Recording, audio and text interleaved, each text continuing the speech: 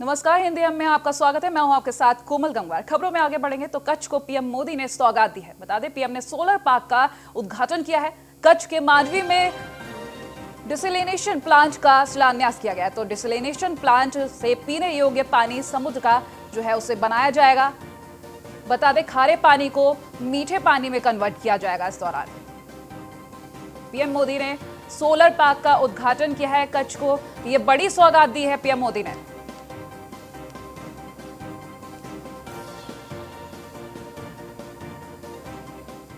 वहीं कच्छ में ही किसान आंदोलन पर पीएम मोदी बोले हैं। बता दें, किसानों को भड़काने का काम किया जा रहा है, ऐसा पीएम मोदी का कहना। तो विपक्ष पर जमकर निशाना साधा। उन्होंने कहा, किसानों को भड़काने का काम कर रहा है विपक्ष। कृषि कानूनों को लेकर गुमराह किया जा रहा है किसानों को। वहीं कृषि सुधारों को लेकर भी वो बोले हैं। उन्होंने कहा कि कृषि सुधारों की मांग बरसों से की जा रही थी और आज हमने की। तो हमारे लिए किसानों का हित सर्वोपरि है। जागरूक किसान गुमराह करने वालों को जवाब देंगे, पीएम मोदी कच्छ में बोले हैं। तो सरकार दूर करेगी किसानों की हर शंका। पीएम मोदी लगातार कोशिश कर रहे हैं किसानों को समझाने की। आज देश पूछ रहा है कि ऐसी ही आजादी अनाज और दाल पैदा करने वाले छोटे और सीमांत किसानों को क्यों नहीं मिलनी चाहिए। साथियों, हाल में हुए कृषि सुधारों की मांग बरसों से की जा रही थी। अनेक किसान संगठन भी पहले ही मांग करते थे कि अनाज को कहीं पर भी बेचने का विकल्प दिया जाए। आज जो लोग विपक्ष में बैठकर किसानों को भ्रमित कर रहे हैं, वो भी अपनी सरकार के समय इन कृषि सुधारों के समर्थन में थे, लेकिन अपनी सरकार के रहते वो निर्णय नहीं ले पाए, किसानों को झूठे दिलासे देते रहे। आज जब देश ने यह ऐतिहासिक कदम उठा लिया तो यही लोग किसानों को भ्रमित करने में जुट गए हैं। मैं अपने किसान भाई बहनों से फिर एक बार कह रहा हूं, बार बार दोहराता हूं कि उनकी हर शंका के समाधान के लिए सरकार 24 घंटे तैयार है।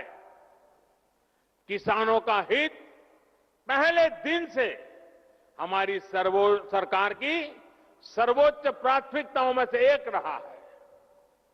खेती पर किसानों का खर्च कम हो, उन्हें नए नए विकल्प मिले, उनकी आय बढ़े, किसानों की मुश्किलें कम हो, इसके लिए हमने निरंतर काम किया है। मुझे विश्वास है हमारी सरकार की ईमानदार नीयत, हमारी सरकार के ईमानदार प्रयास और जिसको करीब करीब पूरे देश ने आशीर्वाद दिए हैं, देश के हर कोने के किसानों ने आशीर्वाद दिए हैं।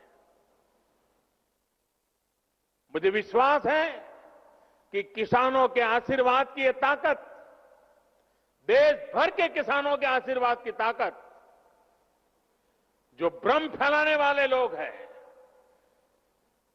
जो राजनीति करने पर तुले हुए लोग हैं, जो किसानों के कंधे पर बंदूकें फोड़ रहे हैं, देश के सारे जागरूक किसान उनको भी परास्त करके रहेंगे। तो कच्छ यात्रा के दौरान ही पीएम ने किसानों से मुलाकात भी की है। किसानों और लोगों के साथ विभिन्न समूहों से बातचीत भी की है। उन्होंने कहा कि विपक्ष किसानों को गुमराह कर रहा है, विपक्ष किसानों को आश्वासन देते रहेंगे, ऐसी बात उन्होंने कही। इस दौरे के दौरान हम किसानों की चिंताओं का समाधान करेंगे। तो पीएम मोदी कच्छ दौरे के दौरान बोलते हुए नजर आए। वहीं उन्होंने किसानों से जो मुलाकात की है, कहा है कि हम किसानों की चिंताओं का समाधान करेंगे। और वहीं विपक्ष पर निशाना साधते हुए उन्होंने ये भी कहा कि विपक्ष गुमराह कर रहा है किसानों को।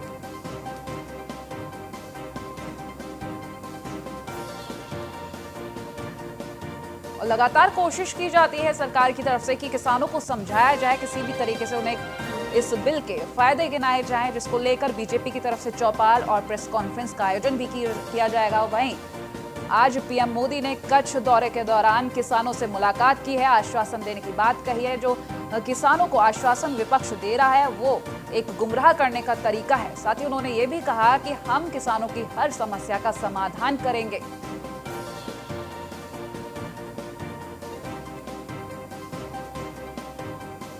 बेहद अहम माना जा रहा था ये दौरा। इस दौरान किसानों से जो मुलाकात रही है कितनी फायदेमंद रहेगी वो आगे आने वाला वक्त बताएगा, लेकिन फिलहाल उम्मीद यही की जा रही है कि किसानों को समझाया जा रहा है और आगे ये बातचीत काम आएगी।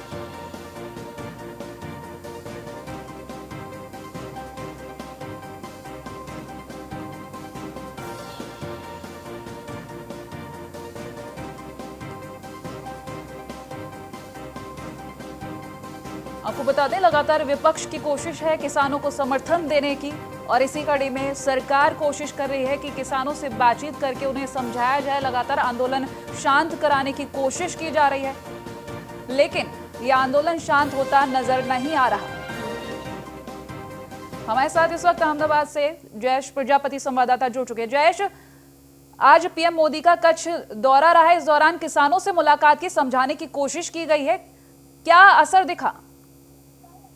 जी, मैं आपको बता दूं, आज सुबह से कच्छ में प्रधानमंत्री नरेंद्र मोदी ने अलग अलग जाके और अपने कामों को ओपनिंग की है। तब उन्होंने किसानों के लिए खास बात उनके भाषण में भी रखी थी और किसानों को खुद भी मिले थे और किसानों को समझाया कि हर वक्त किसानों के लिए सरकार बैठी है। मैं पहले दिन से ही किसानों के लिए काम करने के लिए, किसानों को प्रश्न सॉल्व करने के लिए बैठा हूँ। यानी कोई भी प्रॉब्लम्स होगी किसानों की तो मैं सॉल्व करूंगा। विपक्ष आपको भड़का रही है, यानी कहीं ना कहीं एक सॉफ्ट कॉर्नर से किसानों के लिए बात की है। जी चलिए, बहुत धन्यवाद इन जानकारियों के लिए। तो पीएम मोदी का ये दौरा बेहद अहम माना गया, जहां उन्होंने किसानों से मुलाकात की और उनकी जो समस्या है उनका समाधान करने की भी बात कही है।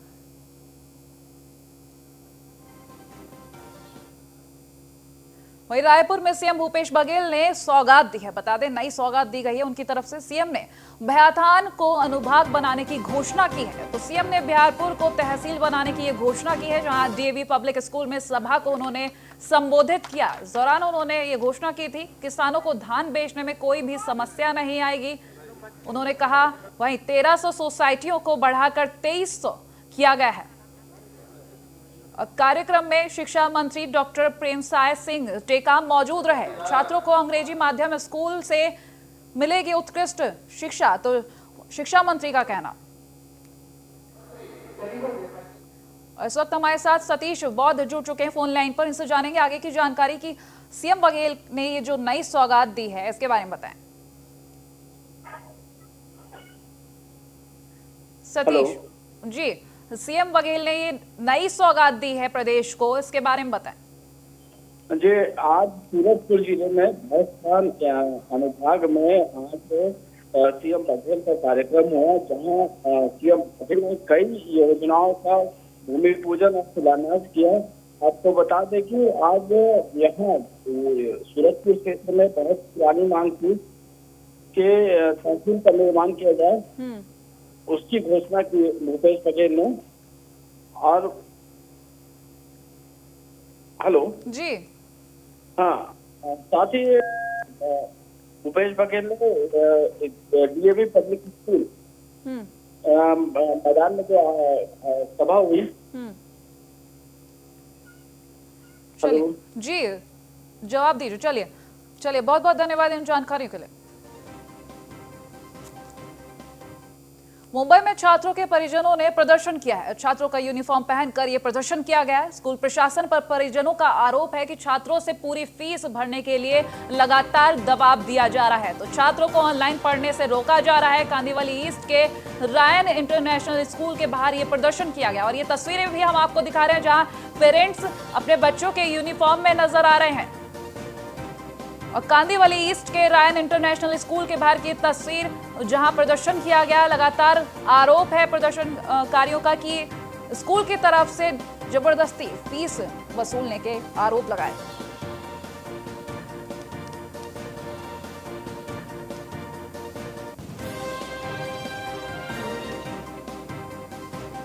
अगली खबर बालोद से, जहां बीजेपी नेताओं ने कृषि कानून का समर्थन किया है। तो जिला मुख्यालय पहुंचकर लोगों को कानून के प्रति जागरूक किया है। पूर्व सांसद अभिषेक सिंह ने कानून को बताया कि ये किसानों के समर्थन में और कई उपलब्धियां गिनाई हैं इस कानून की। तो किसानों को अपनी उपज बेचने की आजादी मिलेगी इस कानून के जरिए, पूर्व सांसद का ऐसा कहना।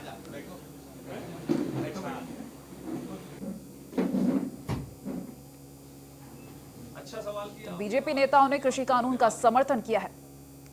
इन फार्म बिल पास होने के बाद कुछ तथाकथित लोगों ने जानबूझकर भ्रमित करने का इस देश के किसानों को प्रयास किया है। उसमें सबसे बड़ी बात होती है कि एमएसपी बंद हो जाएगा। मैं आज आप सबको स्पष्ट करना चाहता हूं और इस बात को आदरणीय प्रधानमंत्री श्री नरेंद्र मोदी जी ने एक बार नहीं अनेकों बार अपने उद्बोधन में स्पष्ट किया है कि एमएसपी की व्यवस्था जारी रहेगी। रायगढ़ में पटवारी संघ ने अपनी मांगों को लेकर प्रदर्शन किया है। बता दें 9 सूत्रीय मांगों को लेकर पटवारी संघ ने यह धरना दिया। प्रदर्शन में जिले भर के पटवारी शामिल रहे। मांगे पूरी न होने पर यह आंदोलन उग्र करने की चेतावनी भी दी गई है। तो 9 सूत्रीय मांगों को लेकर पटवारी संघ ने यह धरना दिया था।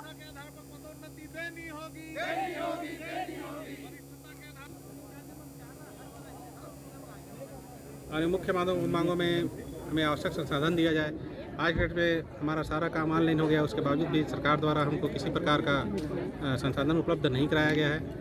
आज भूया के माध्यम से सारा काम डिजिटल हो गया है, नामांतरण भी ऑनलाइन हुआ है, लेकिन हमको न कंप्यूटर दिया गया, न लैपटॉप, न स्कैनर, न प्रिंटर, किसी प्रकार की कोई सुविधा नहीं दी गई है। और शासन चाहता है कि हम सारा काम ऐसे ही कर लें। तो ये एक है। उसके अलावा हमको फिक्स DA जो है हमको तो 250 रुपये मिलता है, उसको 1000 रुपये करने के लिए है। हम पटवारी हैं और पटवारी के पद पे ही रिटायर्ड हो जाते हैं। तो हमारी मांग है कि हमको भी 20 साल सेवा अवधि अथवा 45 साल होने के पश्चात आवश्यक पदोन्नति देते हुए राजस्व निरीक्षक के पद पे पदोन्नत किया जाए। जबकि सरकार आज के डेट में राजस्व निरीक्षक के पद पे सीधी भर्ती कर दे रही है, जिससे हमारे साथ अन्याय हो रहा है। इकट्ठा होकर अपने अनिश्चितकालीन हड़ताल के लिए एकत्रित हुए हैं पूरे रायगढ़ जिले से। और हम चाहते हैं कि हमारी जो भी मांगे हैं सरकार के सामने, हम सरकार से ये चाहते हैं कि हमारी सभी मांगों को वो पूर्ण करें। जैसे कि भूया सॉफ्टवेयर में जो खामियां हैं उनको दूर करने के लिए और जो संसाधन है वो उपलब्ध कराने के लिए। तो ग्वालियर में जीएसटी को लेकर प्रशासन की बड़ी कार्रवाई आई है सामने, जहां एंटी माफिया अभियान के तहत प्रशासन ने छापेमारी की। बता दें तिल्ली फैक्ट्रियों पर जीएसटी की छापेमार कार्रवाई की गई। एंटी विजन ब्यूरो के डिप्टी कमिश्नर ने यह छापा मारा है। बता दें 3 फर्मों पर डिप्टी कमिश्नर ने कार्रवाई की है। फैक्ट्रियों द्वारा कर चोरी लगातार की जा रही थी और इसकी शिकायतें लगातार मिल रही थी, जिसको लेकर यह बड़ी कार्रवाई की गई है। एंटी माफिया अभियान के तहत प्रशासन की ये बड़ी कार्रवाई सामने आई, जहां तिल्ली फैक्ट्रियों पर जीएसटी की छापेमारी की गई।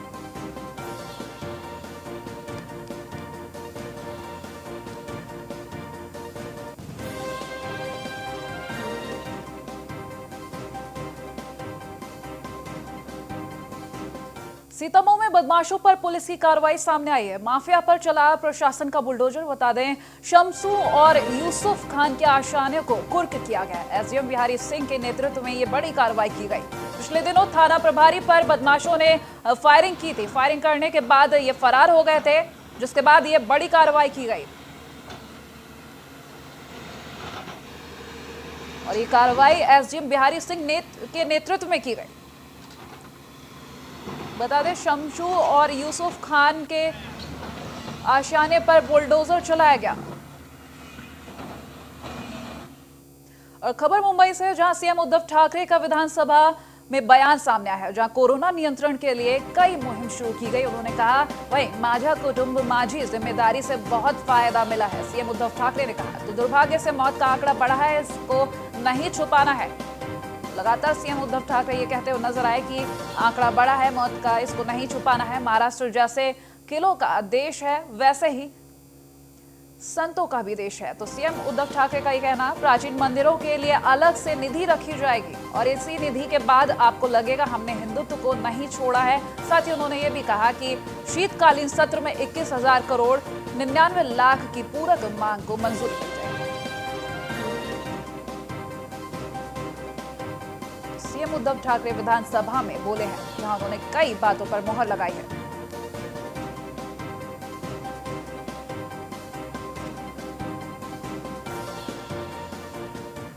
अगली खबर मुंबई से है, जहां मराठा आरक्षण को लेकर देवेंद्र फडणवीस का बयान सामने है। मराठा आरक्षण को लेकर उन्होंने कहा है कि हमने विधानसभा में बात रखी थी। पूर्व सीएम देवेंद्र फडणवीस ने राज्य सरकार पर इस दौरान निशाना साधा है। उन्होंने कहा कि राज्य सरकार की भूमिका आ बैल मुझे मार जैसी है।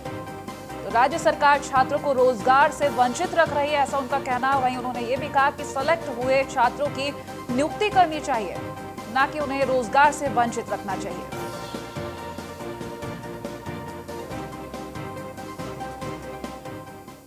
मंदसौर में अष्टमुखी भगवान पशुपतिनाथ महादेव मंदिर पर एक विशाल महाघंटा लगाया जा रहा है। बता दें 3700 किलो वजन का ये विशाल घंटा है, जो कुछ ही समय में पशुपतिनाथ मंदिर प्रांगण में श्रद्धालुओं के देखने और बजाने के लिए स्थापित कर दिया जाएगा। इस विशाल महाघंटे को बनाने के लिए आम नागरिकों ने भी अपने घर से पीतल, तांबे के साथ अन्य दान में दी है। मंदसौर से हम आपको तस्वीर दिखा रहे थे। अभियान एक समिति ने संकल्प लिया था और हिंदुस्तान का सबसे बड़ा वजन तांबे का, पीतल का, अष्टधातु का एक महाघंटा यहाँ पर भगवान पशुपतिनाथ मंदिर के परिसर में स्थापित हुए, जो अपने आप में अनूपपुर में अमलाई प्रीमियर लीग का भव्य शुभारंभ किया गया। बता दें एसडीएम कमलेश पुरी मुख्य अतिथि के रूप में यहां मौजूद रहे। बापू चौक वर्सेस सोडा फैक्ट्री के बीच ये मैच खेला गया। मैच को लेकर खिलाड़ियों और दर्शकों में काफी उत्साह देखने को मिला।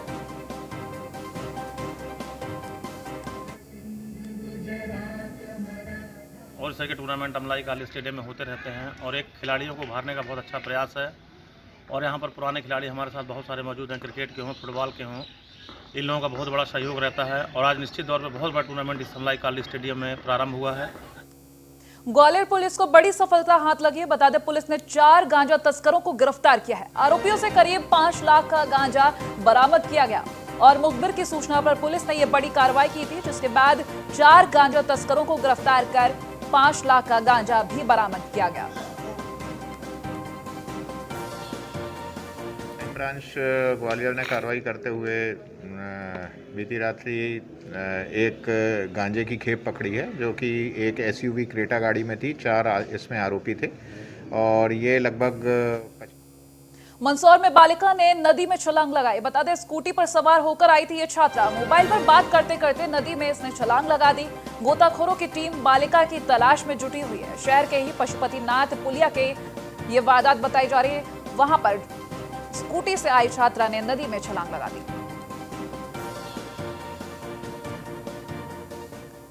मंदसौर में ही सांसद प्रज्ञा ठाकुर के खिलाफ कांग्रेस ने प्रदर्शन किया है। प्रज्ञा ठाकुर के विवादित बयान को लेकर कांग्रेसियों ने धरना प्रदर्शन किया। महामहिम राष्ट्रपति के नाम कांग्रेसियों ने सौंपा है ज्ञापन। तो सांसद प्रज्ञा ठाकुर की लोकसभा सदस्यता समाप्त करने की कांग्रेसियों की तरफ से मांग की गई है। वहीं अनुसूचित जाति जनजाति वर्ग के लोगों पर सांसद ने टिप्पणी की थी, जिसको लेकर ये विरोध किया गया। असंवैधानिक बयान देने वाली भाजपा सांसद सुश्री प्रज्ञा ठाकुर की सदस्यता समाप्त करने पर टिप्पणी का अपमानित किया गया है। मुंबई से सटे पालघर जिले में नियोजित बाड़वन बंदरगाह के विरोध में मुंबई से लेकर झाई तक सभी गांव के रास्ते आज बंद रखे गए। वहीं स्थानीय लोगों का इस बंदरगाह के बनने को लेकर विरोध प्रदर्शन भी जारी रहा। मुंबई के कप परेड से लेकर झाई तकरीबन 150 किलोमीटर तक अरब सागर के किनारे बसे सभी गांव पूरी तरह से बंद रहे। बता दें कि सरकार पालघर जिला के बाड़वन में अरब सागर पर देश का सबसे बड़ा बंदरगाह बनाने जा रही है, जिससे सागर के किनारे बसे मछुआरे और गांव के लोग विरोध कर रहे हैं। इस बंदरगाह को बनाने के लिए गई गांव को दूसरी जगह शिफ्ट भी किया गया। आपल्या ह्या परिसरात सूर्यवंशी ज्ञात्रीय हितवर्धक समाज जो आहे, ज्याला कुणबी समाज म्हणतो, इस बंदरगाह को बनाने के लिए कई गांव को दूसरी जगह शिफ्ट किया जाएगा। यहां मछुआरों ने प्रदर्शन किया है। आमच्या समाजाचा जो पूर्ण